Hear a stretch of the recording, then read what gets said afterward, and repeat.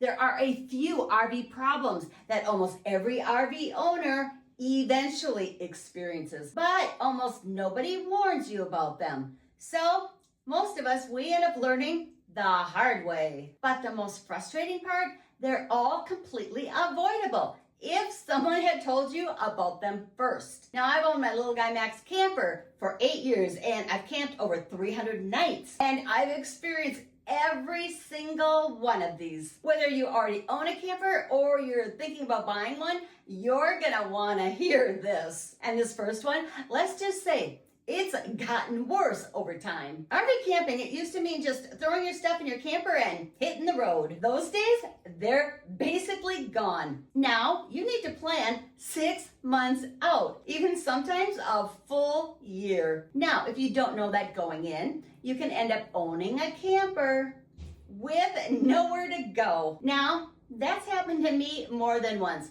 I'd be sitting, staring at my camper, thinking, how do I have this thing with no place to take it? Here's what makes this really brutal. Do you actually know what your summer schedule is going to look like 6 months ahead of time? Most people don't, but that's the game. And there's not even just one reservation window. Every campground runs on a different calendar. The Minnesota state parks that I book, they open up 120 days in advance. Wisconsin, 11 months. Some reservations open at exactly 8 a.m. on a specific day, and then they're gone in just minutes. So now I literally keep a calendar of when each campground opens. I've got my laptop open, I'm logged in, and I'm watching the clock hit 8 a.m. and clicking that second that sites go live. And even then, it doesn't always work. I've immediately gotten that dreaded message.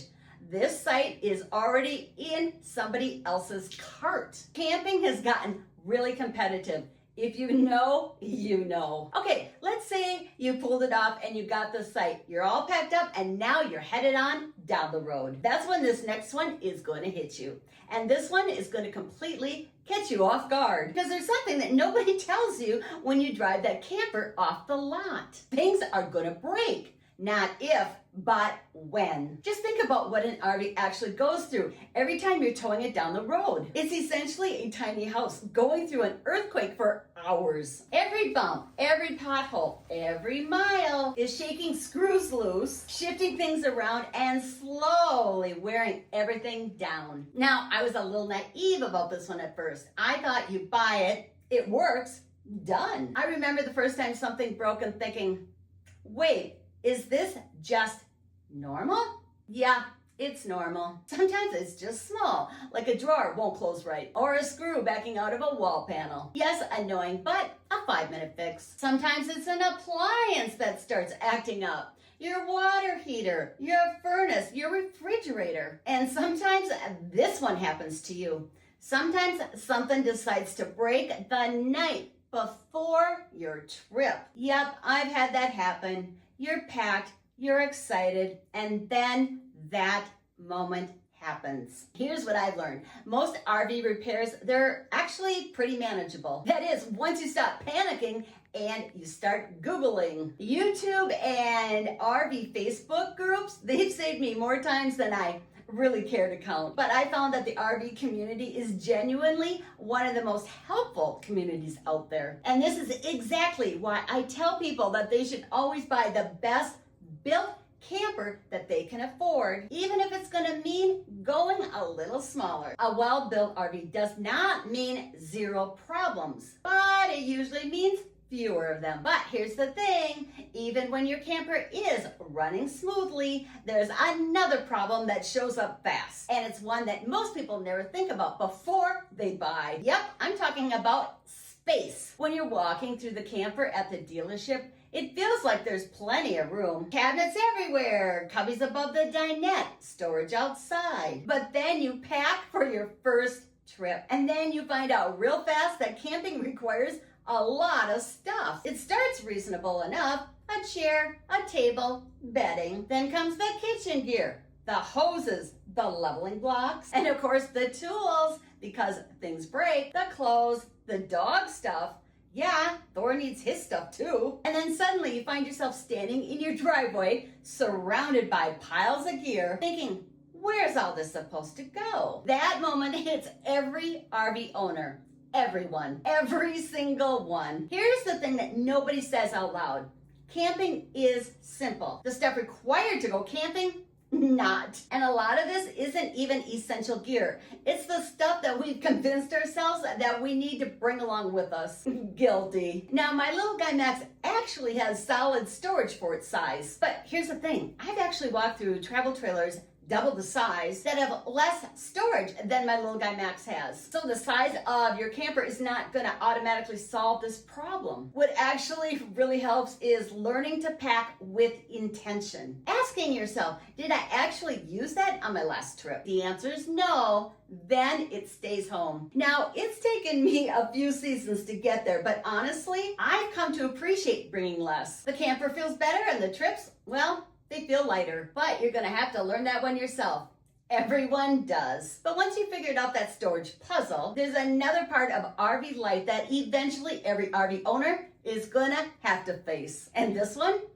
Yep, it definitely does not make it into the brochures. It's using the black tank. And nobody forgets their first time. When we bought our camper, I had actually no real idea or concept about what dumping the black tank meant. And the dealership, they pretty much just glossed over that part of the walkthrough. Here's what nobody prepares you for. The first time that you pull into a dump station, you're standing there with a pair of gloves, a hose, and absolutely no confidence. You're trying to remember the right order of operations because yes, there is an order. And if you get it wrong, it goes bad real quick.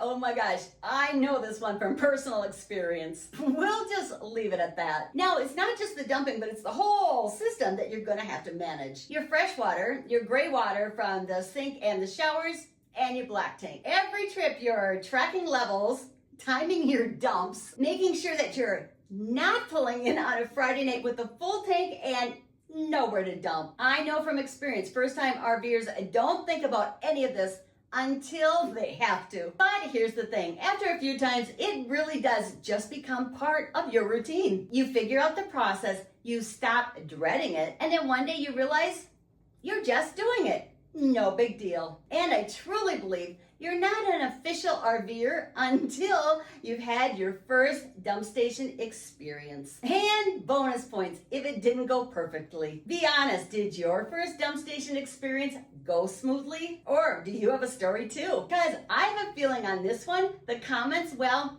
they're gonna be really entertaining. But the next problem on this list actually surprised me the most. And it might just be the one that nobody sees coming. Because it has nothing to do with the camper, nothing to do with the campground, nothing to do with your tanks, or nothing to do with storage. It's about the person that you're bringing with you. When you move into 130 square feet with another human being, for days at a time, you're gonna learn a lot about each other real fast. There's not gonna be anywhere to disappear, and there's not gonna be any door to close behind you. If one of us is in the kitchen, well, the other one is basically in the kitchen too. You wanna go to bed early? Great, so is everyone else, tired or not. If someone's moving around the camper at 6 a.m., the whole camper knows about it. And I don't just mean, can they hear it? I mean, the whole camper is physically moving. Look, we love camping together. That part is so true. Most of our time is spent outside. We're hiking, we're sitting by the fire, we're doing the things that we came to do. But inside that camper, it teaches you patience in a way that nothing else really can. You learn to communicate. You learn to give each other space, even when there is no space to be given. And then sometimes you learn that the best thing you can do for your relationship is take a walk, which when you're surrounded by nature is never a bad call. Couples, I need to know, what's your secret to not actually driving each other crazy while you're spending time inside your camper? Because I feel like the answers to this one could genuinely really help people. Now, if you're thinking about buying a camper, you need to watch this video next, because in this video, I help you decide what size camper that you actually need. Because getting that wrong makes every single problem that I just described significantly worse. So click here now, and I can't wait to see you over in this video next.